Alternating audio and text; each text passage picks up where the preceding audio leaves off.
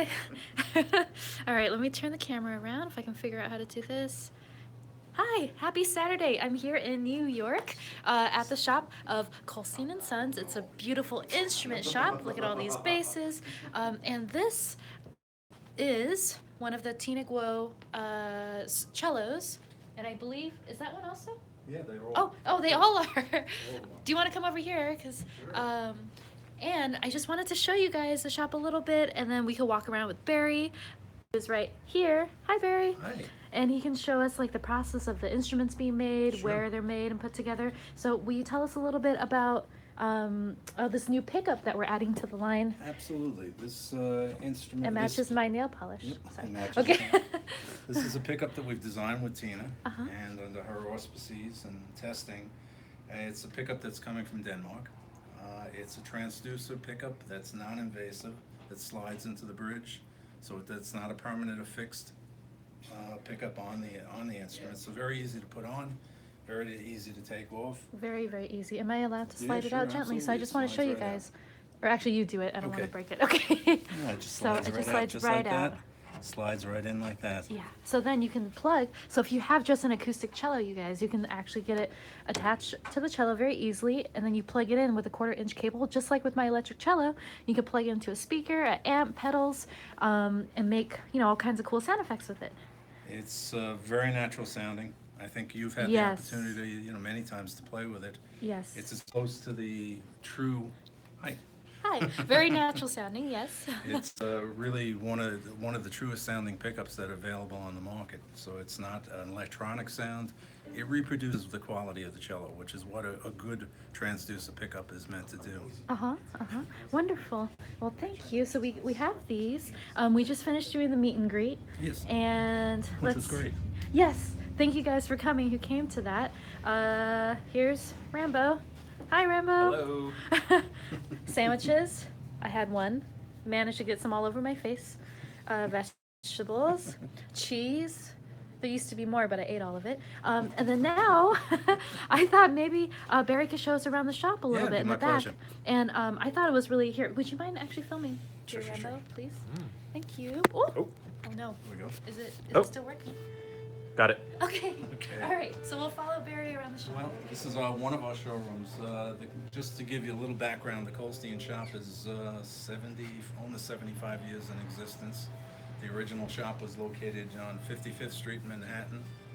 My late father Samuel started the shop back in the 1940s and was at one point one of the head bow restorer from the Robert Wurlitzer shop, very famous violin shop in Manhattan, no longer exists. We moved the shop out to Long Island in the late 1950s to another town, 2 towns east of here, Merrick, and in 1980 I opened the shop, and we've kind of expanded it. We had a single building. As we walk through, I'll show you, this building is actually 3 buildings deep, and then we have another building that adjoins this one to our right. So showroom area here. What we have over here is actual vault area that we keep some of the higher priced instruments. What's in this instrument, in this vault are instruments that can range from really minimally a few $1,000s up to close to well into the 6-figure range.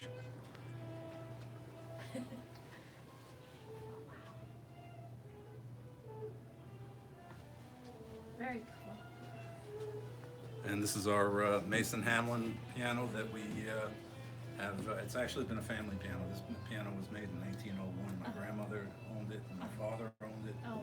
And it's now housed in the shop here. We use it on special occasions. So if you come down here, oh wait, good.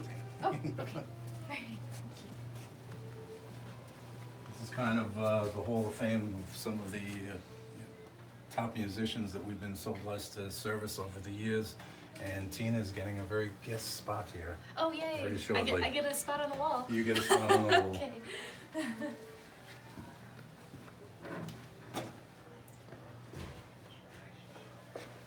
This is Chris.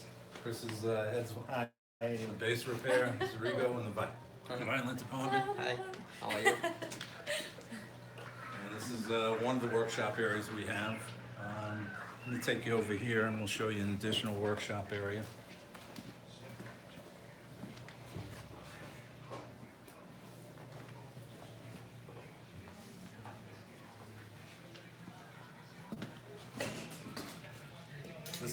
Simone is part of our staff. Wow. Again, another workshop area that we're doing repairs. And then we'll go to the back here. Oops. Careful, don't die, Rambo. He almost impaled himself on on this thing.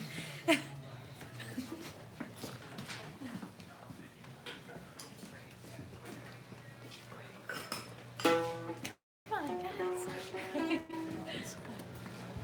This is one of the storage areas. This is another. This is Ricardo. Hi, Ricardo. Division.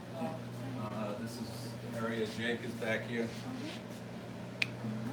Hey, Jake, looking for a second smile. Oh, and these are some of the cellos. And these are some of the Tina's cellos right here. These are the 300 models. That's a 600 Elite. There's some 600 Elites that are getting ready to be set up. And hopefully to find a good home, good Yes, players. that all will ready enjoy for them. good, loving homes.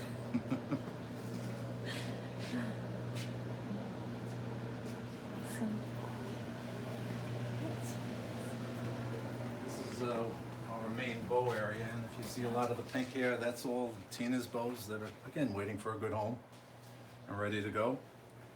We do a lot of restoration here and repairs. And then we go into the product area where we produce Kolstein rosin. Sorry. Oh, I love the Kolstein rosin. Thank you, It's Tina. available. You're welcome. I actually only use Kolstein rosin, and you have it for violin, viola, cello, and bass, right? Right. I actually also use the Kolstein rosin on my erhu. I don't know if you're supposed to, but it doesn't matter. It I put it works, on anyway, yeah. and it works very well. Well, cello rosin we make in two formulas. Yes, we make I them have the medium both. and the normal. Yeah, and it's all. I had actually never seen a, what do you call this, a rosin press? Well, Rosin? this is actually the pouring The machines. pouring machine. I've never seen that Yeah, before. these actually machines that I had designed, probably 15 years ago, Oh, wow. as far as so kind of automate, and we actually run the rosin under these spigots when they're ready to pour with a foot pedal. It'll delve out and it'll actually pour 2 pieces of rosin at a time. Oh wow! How long does it take to make each two pieces? One batch of rosin. When we run the rosin here, it's usually produces, depends upon whether it's bass rosin or violin rosin. Yeah. You'll get less out of violin rosin because there's less of the formula in that. But Right. usually we'll produce about 250 pieces on a pour. Okay. And from start to finish, we can do 2 batches a day if we have to. Okay. But it usually is probably 4 to 5 hours process. Oh you wow! know. It So, does take a while. well, it Yeah. does. I mean, the pouring goes pretty quick, but it's the mixing and heating and everything. So what basically we do if we're pouring 2 batches, we'll basically, when this gets strained into this lower pot, we'll actually fill the upper pot again and start it cooking while we're still doing the lower pot. Okay. Or we'll run this machine, the second machine. Uh huh. Very Kind of Rube Goldberg Yeah. machine. This is where we do the packing. We do our trunks back here. These are our air freight trunks that we make here. cool. I almost tripped. Did you almost- Everybody needs to almost fall over Sorry, today. the shop can be Okay. dangerous. These are our air freight trunks that we make. They're meant for airline, for transporting bases, cellos. This is for the travel bases that we have, smaller bases that we produce, the air freight trunk. And we even make a removable model that the case is down here where you see the 2-part, the shorter one. Uh-huh. The neck goes into the one case and the Right. body goes into the other. Yeah.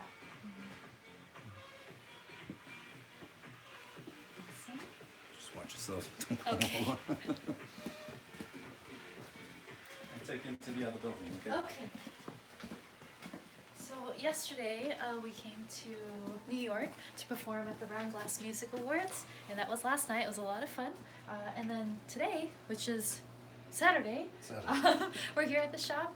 We did a meet and greet, just showing you around the shop for those of you that are just joining us around the shop. Kolstein and Sons here in Baldwin, New York. Yes. And they, as you can see, have lots of amazing instruments, and I'm very lucky to be able to work with Barry to create my own line of cellos. So the Tina Go Strings Company is a partnership between us, and we have bows. We have a new pickup that's Pickup. coming out very soon, about a month, right? Yeah, about a month. In it'll about be a month. available. Yeah, the pickups will be available. We have carbon fiber cello cases. We have the 300 and the 600 model of the cellos, which are very, very high quality instruments at a great price. Okay.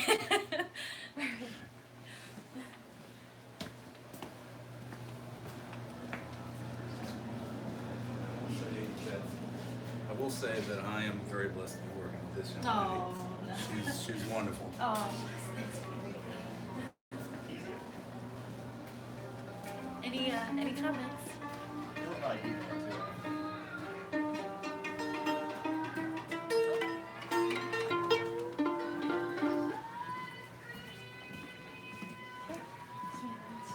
So this is the other building that we have. We do more restoration going on. Wow. So there's actually more repair area that we do in the shop here.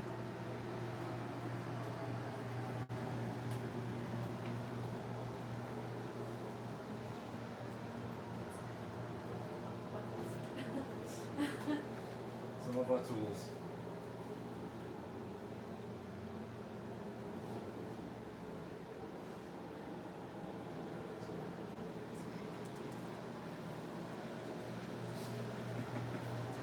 Then we have the other showroom. This one, obviously, bass violins take up a lot of space, so we actually had to dedicate this building just to house the inventory. It's bigger than me.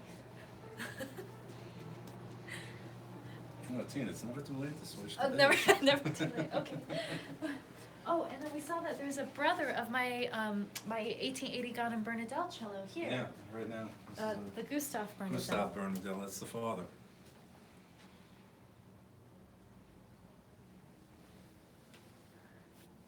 Uh-huh. And that just about leads us back to where we started. Okay. Thank you, Barry. Thank you so much for the tour. We really appreciate it. Let's make sure our cameraman doesn't fall on his face. Step. Okay. And then here, let me turn it around so we can. Okay. Oop. Okay. Let me turn this around. Thanks for the tour, Barry. Oh, you're welcome. Thank you. Hey guys! So that was the tour of the shop and to tell you guys a little bit more about these instruments and so you can see where they're made. And that's about it for now. Next week I will be live streaming from home in Los Angeles. If you guys have any suggestions for content, what you might be interested in learning about or hearing about for next week's episode, please leave a comment after this video is posted and I'd be happy to do that. Maybe I'll hang out for just a few more minutes and answer a few questions. Okay, George Peaker says, Tina, would you ever shave your head? It is the latest trend. Believe it or not, I was way ahead of the curve. I had half my head shaved from 2011 to 2013, so I already did that. And it was really, really awkward trying to grow it out. I had my head shaved from here all the way back, you know, the whole half head look. And it took forever to grow out. And when it was, my hair is really kind of like thick and heavy, so when it was growing out, it was all sticking out to one side, so I had like a half porcupine pineapple look, and I don't want to do that again. But yeah, so maybe no head shaving for me anytime soon. Let's see. Jack Wild says, no, Honeyboo, don't shave your head. Don't worry, I'm not going to. My favorite cellist would be Jacqueline Dupre. I love the way that she played, the passion, and yeah, I think she's absolutely a goddess, amazing. Let's see, Carrie Dracona says, how do you mix your stuff inside how I work? I use Logic. So I use Logic X. I'm on a Mac, iMac actually, which is about 5 years old. I have a whole bunch of external hard drives, but I am looking to upgrade my system. So as soon as I get a new computer and upgrade everything, I'm going to do a new studio video update for you guys so I can show you how I work. Let's see, Sean says, when will we get to hear Last of the Mohicans? I will play that for you guys, Last of the Mohicans and Oogway's theme from Kung Fu Panda next week, I promise. Let's see, Dream Theater 81 says, do you listen to any symphonic metal bands? Yes, I do a little bit. As you know, Rammstein's still my favorite band, so I listen to mostly Rammstein and more industrial stuff and cinematic music.